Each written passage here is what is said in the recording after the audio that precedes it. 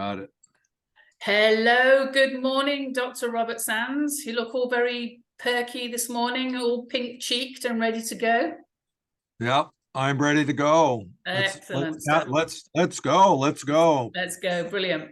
So I thought we'd do a little chat about how we met, because I've had a few people ask me how these conversations came to be. Okay, and I say, okay, here's our story. So it came to light that you found out that I wrote a book about my career. I spent many years, well, my whole life basically working in the spa industry, everything, working my way up, always been on hands-on healing, always done astrology, tarot, parallel to all that, the bridge to the unconscious and everything. But I wrote a book about the amusing and bizarre goings on behind spa doors, and the very strange things that people do, the incredible people you meet, far more interesting than any celebrity I'm sure one could ever, hope to meet. The average old lady that lay on the couch and spoke to me about their life was humbling and beautiful. And so you read the book, and I'm going to say it's called Pig Farmers and Prima Donnas. It is on Amazon. And you had your own, obviously, interest and input into it, because being on the receiving, understanding the huge value of massage, you are a person that looks after yourself and understands the value of that physical therapy. And you'd had some very interesting experiences yourself. And we got together because we were talking basically about the psychology of what goes on in certain big, very popular spas, or very personal spas, very independent spas. And the stories from therapists around the world are very similar. So we started talking about that, didn't we? And tell me your experience about what you found out talking to therapists, massage therapists, or other kinds of therapists, about what they experience in that industry. Well, I've used massage and believe in it for a number of reasons. And in psychiatry and psychotherapy, there's a tendency to use cognitive, distant methods of engagement with people that are sometimes judged as rather cold or distant or overly objective. There's no allowance for hugging. For example, if you hug someone, you could get a complaint to the medical board. Hugging, even though there's theory that says hugging's essential and touch is essential. Mm-hmm. And so I'm beginning my comments with the background in child and adult professionals who were put on notice, even with kids, that you have to be careful touching or hugging a child because they, quote, might misunderstand. Wow. And become overly attached, or you're cultivating dependency. And so you have to remain objective, you have to remain distant, there's no touching. And how contrary this is to human need, basic common sense human need for children. It's obvious they need touching. Mm-hmm. Teachers even are on notice to be careful about showing affection to kids that used to be thought of as normal, or you want your kindergarten teachers to be warm, fuzzy teachers, and the kids are all kind of needing that and wanting that, even though they may get plenty of that at home, they still like that. And then in adults, of course, you have the adult who has a need for affection. And yesterday, for example, I shook hands with a patient who's, she shook hands with me, but is in a crisis. What I didn't say to her is, I would hug you, but it would make me vulnerable to a licensure complaint. Wow. I didn't say that because, I mean, but she knew also, everybody knows you cannot touch your doctors. The doctors have to remain objective and distant. Mm. Now, let's move from psychotherapy with its distant cognitive to somatic therapies, which could be a category of human therapy where touching is viewed as the vehicle for the healing, Absolutely. that it is meeting a primary need, it's calming, so it's anxiety reducing. Yeah. So in that sense, massage is a fundamentally valid means of helping people heal or calm or feel safe, that is a precursor to them working through their issues. Mm-hmm. So that's kind of a generic comment about massage therapy being valuable, but it's also fraught with the same fears and concerns that the psychotherapy office is now concerned about regarding boundaries, touching. And this all came out of the lawsuits in the 1980s and 90s about boundary violations. Mm-hmm. And the whole concept of boundaries has developed into a very detailed, very demanding set of expectations that you won't touch people in the office, even though they may, you may believe that they need it, but you can't do it. So in the massage parlor or spa or in the massage room, the whole purpose of the encounter is touching. And so it brings up another whole set of issues that has to do with how people open up. I think in your book, one of the themes that you outline is how people open up when they're laying on a table, naked perhaps, and that they're vulnerable, they feel safe, and they may not really understand that their massage therapist isn't really a talking therapist, but the way they go and they tell you all sorts of things. If you're a seasoned massage therapist, you have ideas about how to handle that. That would be one of the boundary discussions, would be whether there would be guidelines about encouraging or discouraging certain types of talk, reminding people about the purpose of the visit. And of course, you could talk about that, where you're faced with, let's call it non-sexual boundary issues that involve personal disclosure, confessionals, needs. So I would say in discussing this, we would separate the sexual boundary issues from the intimacy and personal revealing boundary issues in regard to the role of the massage therapist. But when I read your book, you were just full of all these examples of the challenges. You could have named the book The Challenges or The Impossible Profession. How about this? The Impossible Profession of being a massage therapist. So, but instead you named it, what was the name again? Big Farmers and Prima Donnas. Right, right. Which makes sense if you read it. But I tell you what's interesting, like you say, the two things come up for me.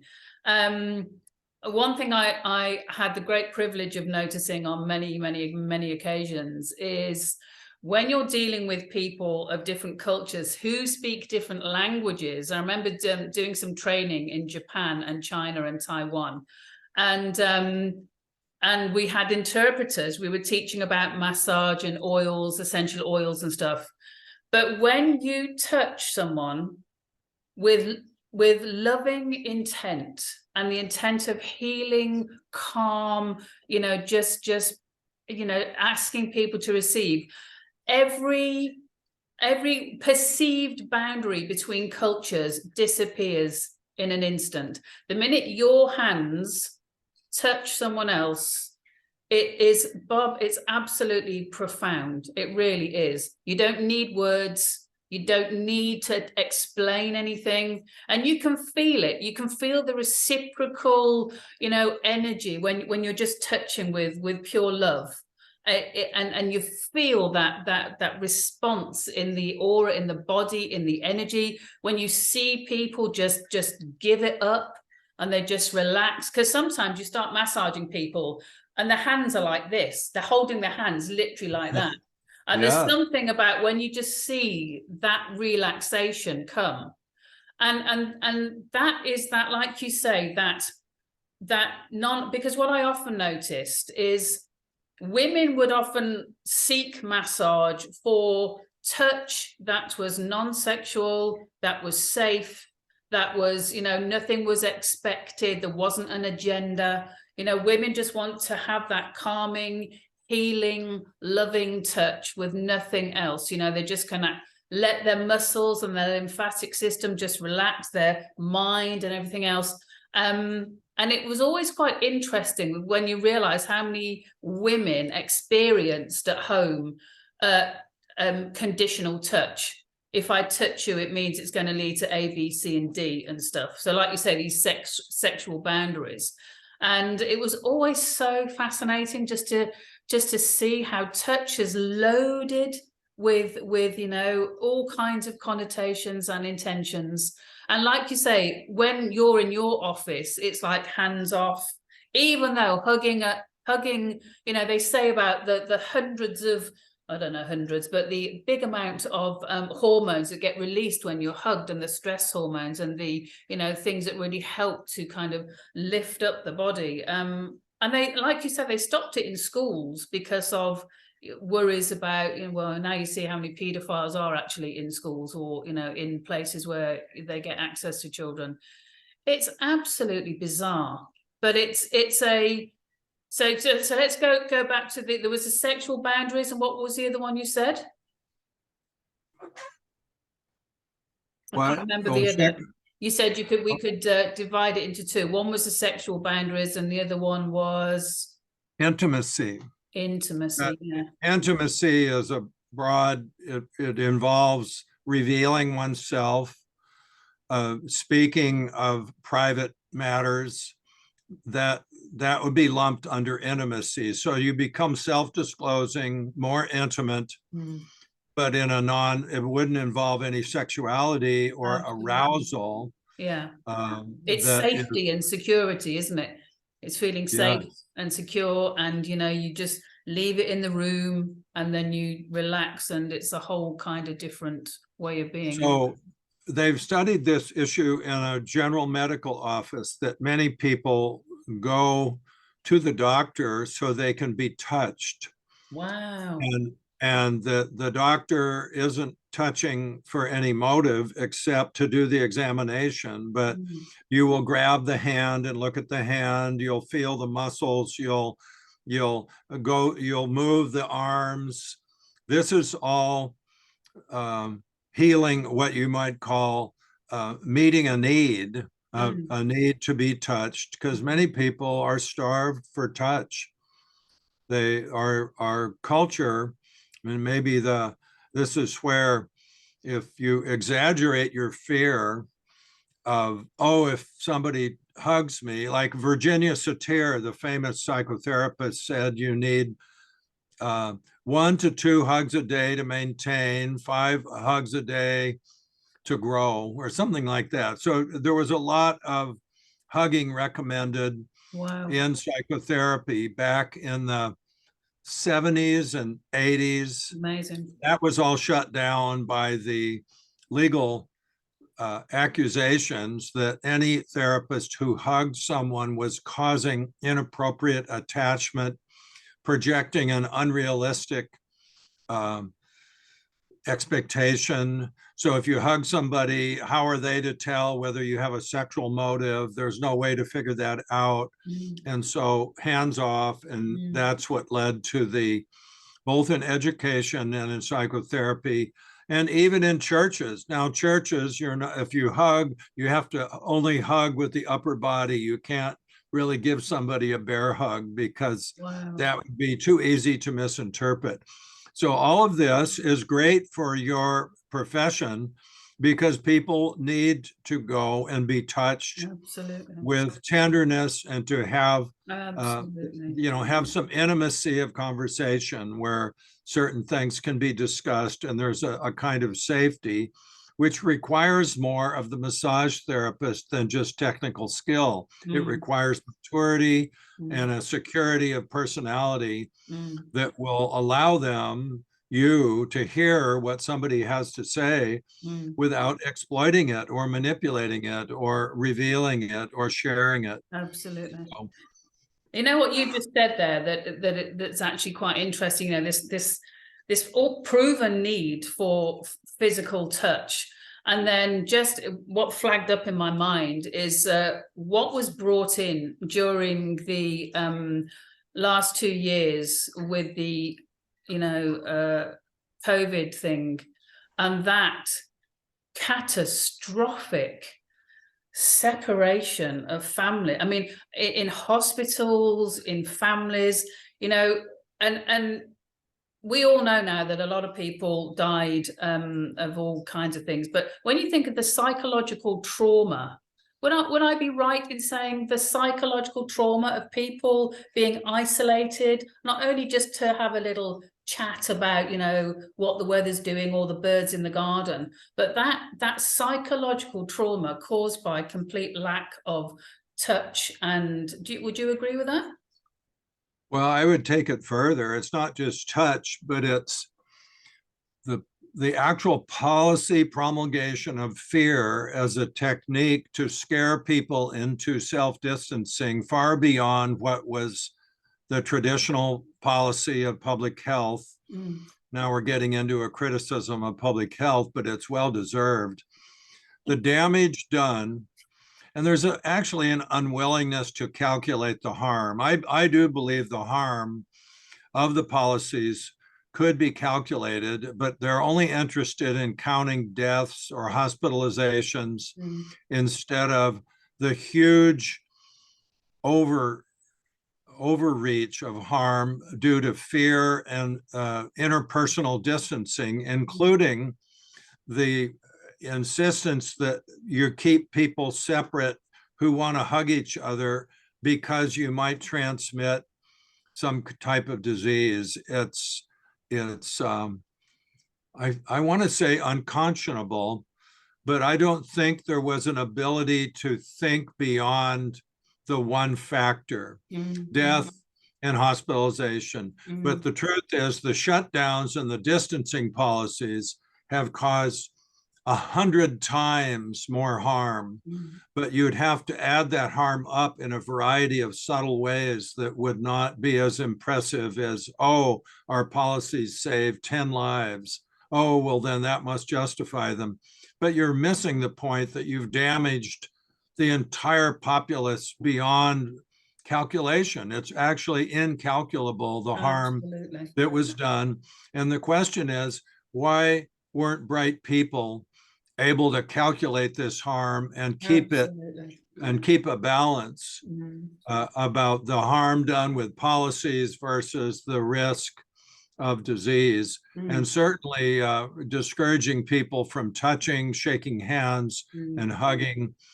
One of many human behaviors that was discouraged did incalculable harm. I totally agree. Absolutely, totally agree. And just as you were talking then, a question came up for me, and that is, have you come across almost the opposite, again, from a psychological point of view, people who are averse to being hugged, averse to being touched? I know I've had people say to me, oh, I could never have a massage. I could never. I understand about reflexology and feet. People are funny about their feet. But people are like, oh, I just being touched just sets my teeth on edge. Or do you have any like psychological basis or experience about why people shun from being touched? Any ideas on that? Well, I think that some people have had, I guess you could call it tactile defensiveness. And tactile defensiveness is don't touch me, or it's a reaction. Now, the origin of that, to some extent, is, I believe, in temperament, or maybe if you look at kids, let's take kids for an example. Some of them don't like the tags on their shirt and they're bothered by it. They want their tags cut off, or they can't stand being touched. And so you'd say they have tactile defensiveness that is not necessarily rooted in abuse or trauma. It's not a traumatic origin. It's more something else. It's maybe you could say it's genetic and not acquired. Acquired. Interesting. Very interesting. So do you So, think it can be a hypersensitivity to touch, or a control issue about touch, or what do you think? well, I do think it's control. I mean, I think that tactile defensiveness and anxiety are commonly co-occurring. So you can say, well, an anxious person is edgy about touch. Well, what do we recommend? Well, we recommend to people that they desensitize, that they have exposure and desensitization, which means they would go to a massage therapist and get work through. They would work through and become comfortable with being touched, and that's good for them because they're less defensive and have more choice in the matter. Plus, they're getting a basic need met that they may not even acknowledge. But there are definitely people that are so defensive, tactily defensive, they just aren't going to go get a massage. That's it. That's the end of the discussion. Now, I have to ask you this question because I'm very interested in what you say. So, obviously, I've said a little bit about women and coming for massage therapy and just giving themselves up to it, and snoring and dribbling and just kind of, a total experience. And obviously, I have many men that do the same. But I do want to ask you about this psychology or behavior, whatever it is, that some people, and again, I have had women do this as well, that people go to these highly professional spas, very well known. They're expensive. They're expensive to stay there. All the therapists are the best therapists you can get.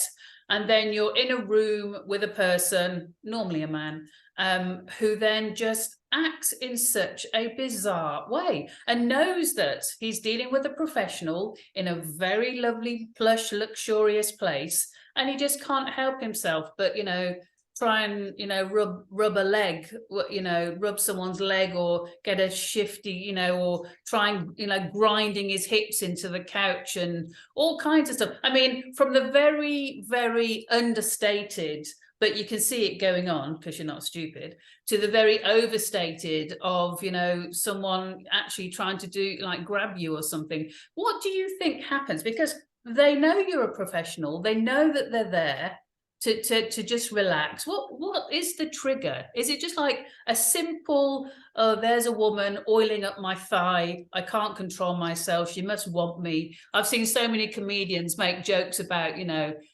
having their thighs massaged with oil with ladies in white coats and stuff. But is it as simple as that? Is it just like a simple reaction to having oil on your leg? Or is it, like, I don't think women go through the same thing, women. Tell me what you think about that.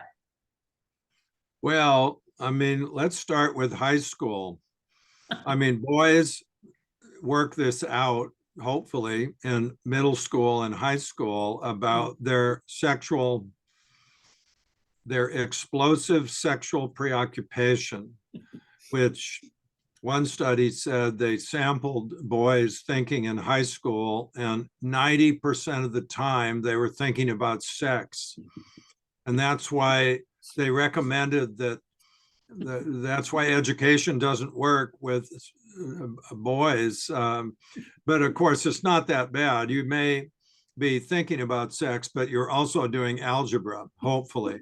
So boys work this out, but men and boys they regress and enter an altered state that one could call arousal or eroticism.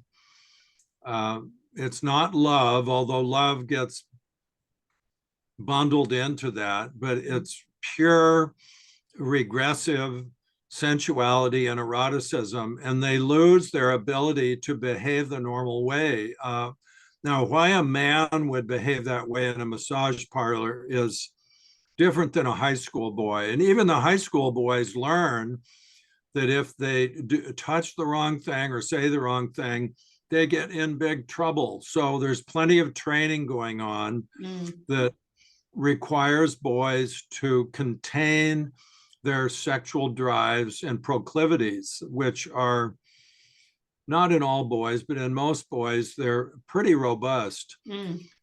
Testosterone levels are over 1,000. There's all sorts of bait.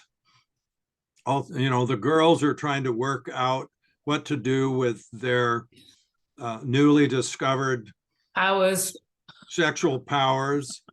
And I won't go into the arguments I've had with the girls in my office about how they have a responsibility to manage their sexuality. Wow. And the defiant ones say, nobody's going to tell me that I have to wear a bra. Nobody's going to tell me what, so most girls are socialized into dressing and acting in a non-provocative way. And the boys, of course, love the provocation. But all of this is worked out. I mean, we're talking about a 10-year developmental program of emergent sexuality that then becomes mastered by both boys and girls, so that when they go to college, their skills are much higher. They do not grab or do something inappropriate. And you're saying, why do these men who appear to be mature men regress and behave so in such an inappropriate way? And I would assume they're a minority. Please tell me, I mean, you're the sampler. In your sampling of these men, is it 10% who behave this way? I 15? think when you first start in the industry and you're green behind the ears, I think there's a certain type of person, a man, that smells it out. I think when you're new, it's more common. And then as you get more and more experience, it gets less and less, because it's just like, okay, So it is the minority. But it's, I think, still quite shocking how many, like I say, some will just put their toe in the water and do something small but as a therapist, your alarm bells just start going, wah, wah. It's like... So here's a comment. I think the boundaries are in layers, and the boundaries begin with the institution and the policies and what they project to the public. Let's say these men are in the public. There's millions of them running around, and they're looking for something. If they encounter a policy that says this is a fairly blunt language declaring this is not sexual touching is not allowed, or something of language that's fairly direct but not offensive. And then, of course, as you move into the encounter, there are other boundaries. But of course, the problem with the massage therapist is that there's touching. There's women touching men. And what happens when women touch men? They get aroused. Not all of them. But if they go there with that agenda of wanting to be aroused, then you've got a particular combination of bad circumstances that I think an experienced massage therapist can detect quickly and deal with directly. Like, sorry, this isn't going to happen, or but the incidental erection, let's say an erection is a sign of arousal. It's reflexive. It's not really willful. Again, in high school, there's all sorts of erections and jokes. And both the boys and the girls are embarrassed by it, or though there are boys who do it deliberately and girls that encourage it deliberately. So there's all types. There's all types. And what you want to attract in your massage business are people that are not looking for that type of experience. Absolutely. Let the other massage businesses that are actually in the business Of doing that. Yeah. of doing that. Yeah, And isn't that the case? There are definitely massage oh yeah, businesses we call them happy endings. You know, massage therapists that do happy endings is kind of, happy and there ending. are, and I used to refer people to them, men to them. It's like, just go to a woman that does, you know, sexual massage. There's a lot of them. It's easy to find, but you know, don't come to a professional place like this where you know everyone is, you know, just out there to be super straight down the line and then act like that. It was always quite bizarre. And when you actually confronted some of these people, it was really weird how they coped with just being confronted, because again, it goes back to a lot of stuff you said before about, you know, consequences. If these blokes have never been kicked out of somewhere or challenged, then they just go to the next therapist and they do it again, or they book in with the same therapist and they try and do it again because there's no consequences. You know, so, and of course, most therapists would, I mean, I've got friends, male massage therapists, they've had the same happen to them. Men have asked them to, you know, kind of do all kinds of stuff. And of course, you realize that some blokes, if they're stressed or, you know, they do get an erection, it's like, fine, I understand that, of course. But don't try and grind it into the couch or push the towel down so it pops out or whatever. It's just like, get an erection and just let's both ignore it. You know, that's the professional thing to do. You know, if anyone's ever watching this video, it's like, if you get one, that's fine. We all understand, but don't try and waggle it around. Just keep it under check. It's like, yeah, but that it's a fascinating thing, because it is like a regression. It's like a boyishness, a childlike thing to see if you can get away with it. Right. It's a regression. And most men, a puerile man is a boyish man who still hasn't developed beyond adolescent sexuality. They think in terms of maybe the 18 to 22-year-old or 25-year-old. Everything is about sex. But as you grow up, you mature, and hopefully, I mean, this is all a developmental argument for growing up. Some men don't grow up and they don't want to grow up. They remain fixated. And so they have to be dealt with more bluntly. Some people, you can have very gentle boundaries, just a few comments, they get it. They don't need to be hammered. But some people, you know, they need a 2x4 to the head. They just don't get it. And they have to be met with the most direct, like, you need to leave now. Yeah, absolutely. And in your book, I remember once you told a guy, we're going to notify the other massage services about your behavior.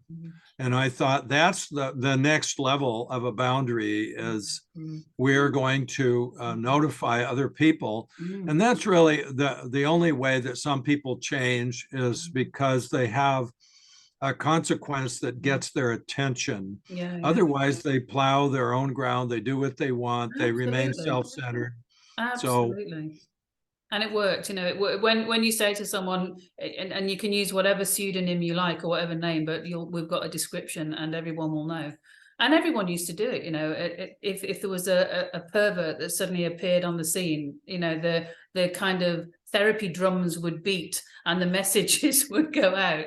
And yeah. But, you know, we're running out of time. But what I wanted to say before we finish was, the best thing is, there are incredible men out there, loving, beautiful men who just come to receive the healing and love that a lot of therapists are giving, and they lie there and they just enjoy it. Respectful, fantastic men, as there are lovely, so many, women that just can take it and understand the profound healing benefits of human touch and human connection. So that's the most important thing, isn't it?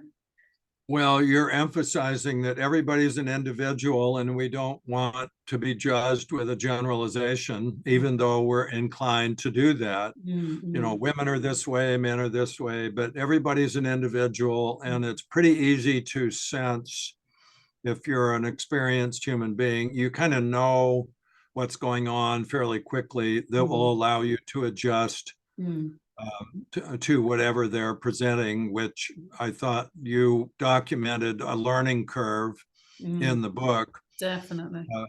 That was quite example by example by example of how you learned to be surprised and startled, but then you dealt with it. And the next time you weren't surprised and startled, you were skilled and decisive. And I thought it was a great teaching book. Yeah, thank you. But I tell you, the pivotal point for me was if I keep thinking, that whole you bring about what you think about. If I keep thinking that men are perverts that are just always going to do something dodgy when they come for some therapy, that's what I'm going to attract. And it was the point where I thought there are loving, caring, kind, fantastic men out there that need what I've got to give, need the kind of massage that I give. And when I started really affirming that and aligning with that energy, it all changed. And all these fantastic people arrived, and it was a real blessing for me personally in my attitude towards men. And, because sometimes when you're seeing that in work quite a few times a week, it's like, what is it with these species? Crikey, don't you get any sex at home? Or, don't you know how to relieve yourself or do whatever? It's like, what are you doing here doing that? So it was a good personal learning curve as well as that kind of professional one. So very useful. I would really love to carry on talking about this kind of stuff. And I've had a few conversations about people and talking about developmental sexuality and stuff. But we'll see. We've got so many things to talk about. We're out of time for today. It's gone like that, as usual. So I've got so many questions, as always. But thank you so much for being here again.